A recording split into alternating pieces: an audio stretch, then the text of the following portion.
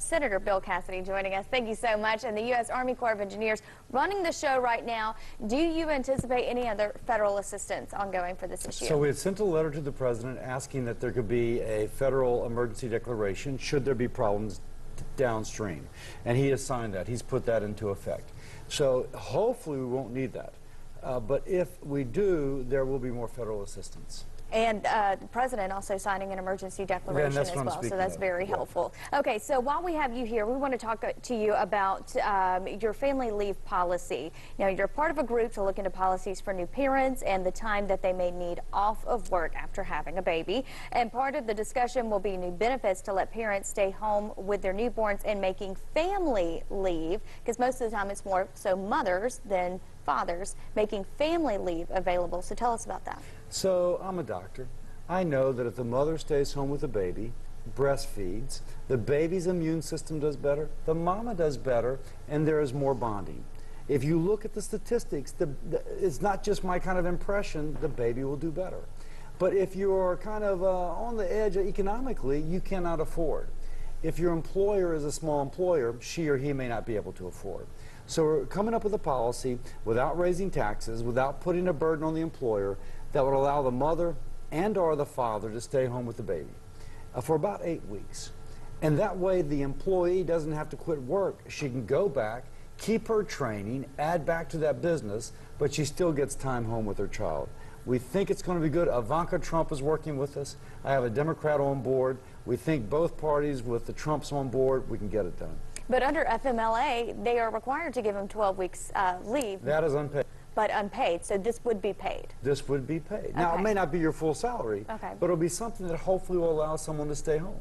And we can't stress enough the importance for both the baby and the mother for them to be able to spend those weeks together. We were just talking about your child. You can attest to that. And so we think it's a good policy. And again, Ivanka Trump being on board brings the president on board. I think we get there. I think paternity leave is another thing that a lot of men would be interested in, because I know my husband, for example, he had to use his own personal vacation time. So any news for fathers to get that? So we would also have fathers there. So mama maybe 6 to 8 weeks, probably 8 weeks. Daddy 6 to 8 weeks, probably 8 weeks. And you could stack it. So if your daycare was a problem, you could do mama then daddy.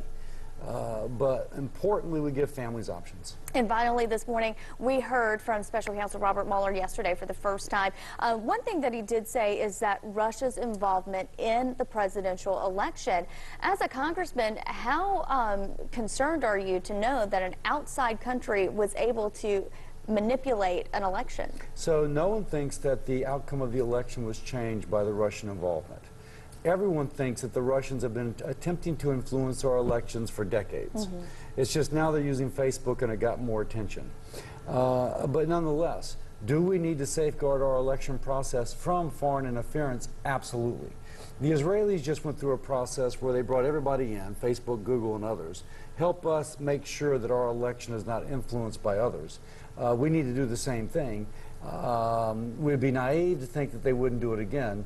But also, it is correct to say that the outcome of the last election was not changed by that involvement. Okay, and just real quick, Louisiana just passing their heartbeat bill. Do you agree with that, or do you think that there should have been some exceptions for rape and incest? Well, I personally have favored exceptions because I think that's kind of where the American people are.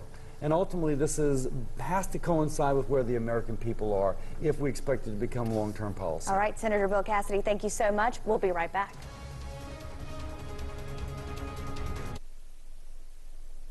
The pre-owned sell-a-thon is going